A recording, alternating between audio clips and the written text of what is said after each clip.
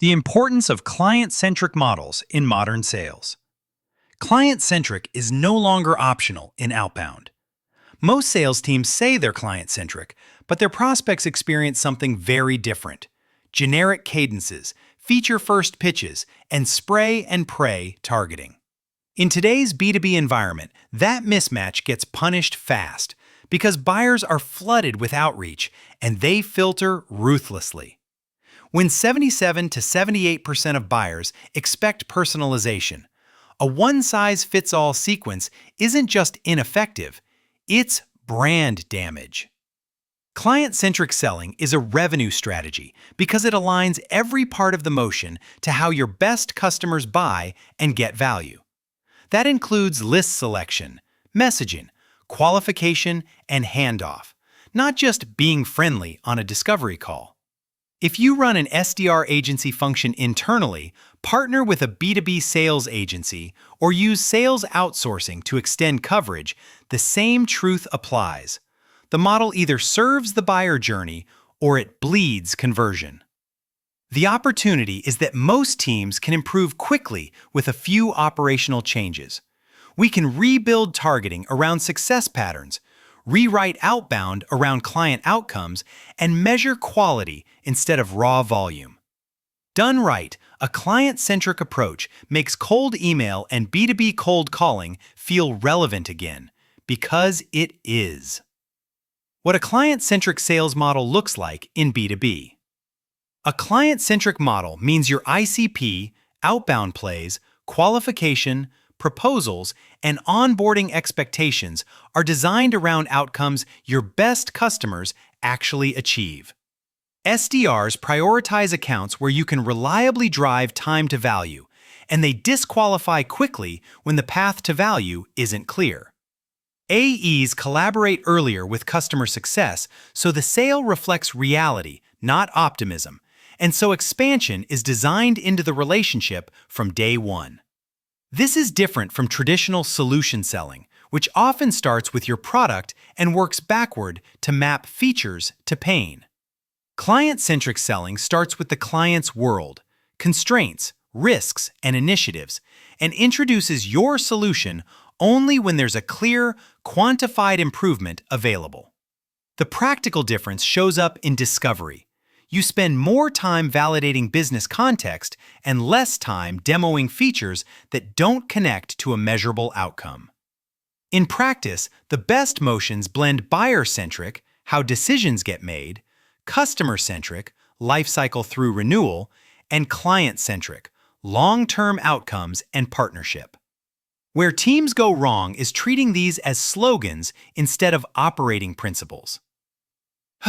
If your outbound sales agency partner, cold calling team, or in-house SDRs aren't working from shared definitions and shared success criteria, you'll get inconsistent experiences and inconsistent pipeline. Why client-centric teams outperform seller-centric teams. The financial case is straightforward. Customer-centric companies are about 60% more profitable than peers, and organizations that prioritize customer experience tend to drive 4 to 8% higher revenue growth than the market. That's not support work, it's a compounding advantage, and sales heavily shapes it through qualification, expectation setting, and fit. When sales closes the wrong customers, churn erases the win and forces marketing and SDRs to refill the funnel endlessly. Buyers also punish irrelevant outreach and poor experiences more aggressively than most teams realize. If 73% of buyers actively avoid suppliers who send irrelevant messages, a generic cadence doesn't just underperform, it actively reduces future conversion when the account enters a real buying window. And when 61% of buyers are likely to stop engaging after a poor experience, every seller-centric touch has an opportunity cost beyond this quarter. Client-centricity also supports premium pricing when the experience is consistently better. If 86% of B2B buyers say they'll pay more for a better experience, the path to higher ACV isn't just negotiate harder, it's running a cleaner, more trustworthy process. Teams that design sales around the buyer journey can reduce friction, build confidence, and win deals without racing to the bottom on discounting. How to build a client-centric SDR and AE engine. Start with ICP clarity that reflects customer outcomes, not just firmographics. Instead of 200 to 1,000 employees in SaaS, define what success looks like.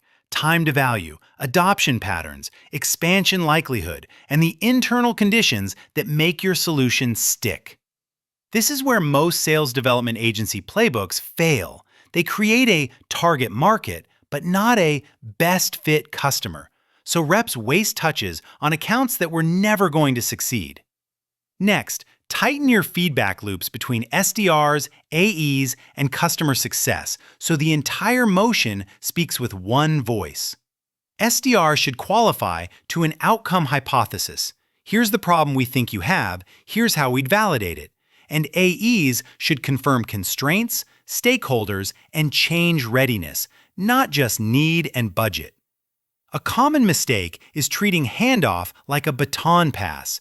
A client-centric model treats it like a continuity plan that protects trust. Finally, operationalize minimum standards that keep outreach relevant without slowing execution to a crawl. Define what enough research means, standardize the triggers that justify outreach, and align CTAs to low-pressure next steps. Whether you run cold calling services internally or through an outsourced sales team, the goal is the same: fewer wasted touches, higher quality conversations, and a pipeline that looks like your best customers, not your broadest list. If your sales motion isn't built around how your best clients buy and get value, you're donating deals to competitors who obsessed over your customer more than you did.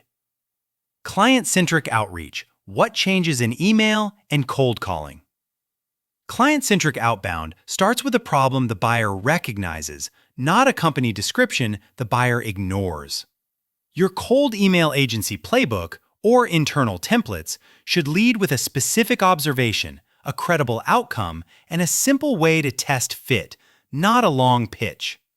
When personalization is the baseline expectation, it's not enough to merge in a first name. You need personalization that reflects role, industry, and recent context. Cold calling works the same way. Hypothesis-driven, fast discovery beats a scripted monologue. The best cold callers earn the next 90 seconds by naming a common issue, asking one sharp question, and giving the prospect an easy no if it's not relevant. This is where strong list-building services matter. Even the best call opener fails when the account selection is wrong. Multi-channel matters, but only when it's coordinated and consistent. If LinkedIn outreach services, email, and B2B cold calling services all tell slightly different stories, you create confusion instead of momentum.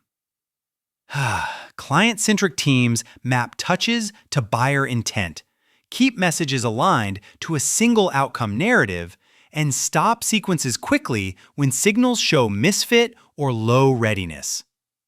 KPIs that prove your model is working and what to stop measuring.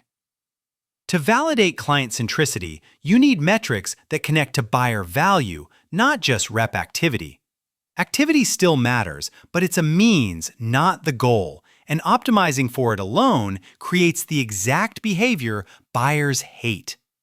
If you only reward dials, sends, and meetings booked, you'll quietly train reps to book low-quality calls that never convert and poison future pipeline. The healthiest models show quality improvements through the funnel: higher meeting acceptance, stronger sequel to opportunity conversion, improved win rates in ICP segments, and shorter sales cycles where your product is a true fit. Post-sale, look at retention and expansion for sales-sourced cohorts over 6 to 12 months, because a client-centric motion should improve fit and reduce churn. This is where pay-per-meeting lead generation can go wrong if meeting is the only definition of success. Client-centric programs optimize for outcomes that stick. A practical next step is to set quality gates that reps can actually control: minimum research, clear problem framing, and a documented value hypothesis before advancing stages. When those gates are consistent, coaching becomes simpler and forecasting becomes more reliable. Over time, you should also see less discounting because the buyer experiences a more confident, better aligned process. How to scale client centricity with AI and the right partners. AI belongs in a client-centric strategy as an accelerant, not a replacement. It can automate research, segment accounts, surface triggers, and draft tailored messaging so reps spend more time on discovery, negotiation, and relationship building. The goal is to make the unscalable parts of personalization scalable, while keeping high-stakes conversations human and grounded in real context. This is also where the right sales outsourcing model helps instead of hurts. A great outsourced sales team doesn't just deliver volume, it enforces ICP discipline, message consistency, and feedback loops that improve quality over time. At SalesHive, we've built our cold calling agency and cold email agency programs around list quality, outcome-based messaging, and execution standards, supported by our AI-powered personalization, so teams can move fast without getting generic. If you want a simple way to pressure test whether your outbound engine is client-centric, compare inputs to outputs across the funnel and after the close. The table below highlights the difference between busy and effective, and why a B2B sales outsourcing partner should be measured on conversion quality, not raw activity. What to do next, and what the future is telling us. The direction of travel is clear. Buyers want better experiences, and they can spot automation-first selling instantly. Even as AI becomes more common, Gartner expects that by 2030, 75% of B2B buyers will prefer sales experiences that prioritize human interaction over AI. That's not a step backward. It's a signal that trust building, empathy, and high-quality discovery will become even more valuable. If you want to move toward a client-centric model this week, start with 3 changes. Tighten ICP using success data, rewrite your top sequences around client outcomes, and connect SDR feedback directly to customer success insights. That combination reduces irrelevant touches, which buyers actively avoid, and increases message relevance without demanding hero-level research from every rep. It also makes it easier to scale responsibly, whether you hire SDRs internally, build an outbound sales agency partnership, or expand coverage with cold calling companies. When you're ready to operationalize this consistently, look for systems that make client centricity repeatable, list building that reflects outcomes, personalization that stays on brand, and coaching tied to conversion and retention. That's the mindset we bring at SalesHive, and it's why teams who care about quality pipeline, not just activity, tend to stick with a client-centric operating model. The fastest way to lose deals in 2025 isn't competition. It's making the buyer feel like just another record in your CRM.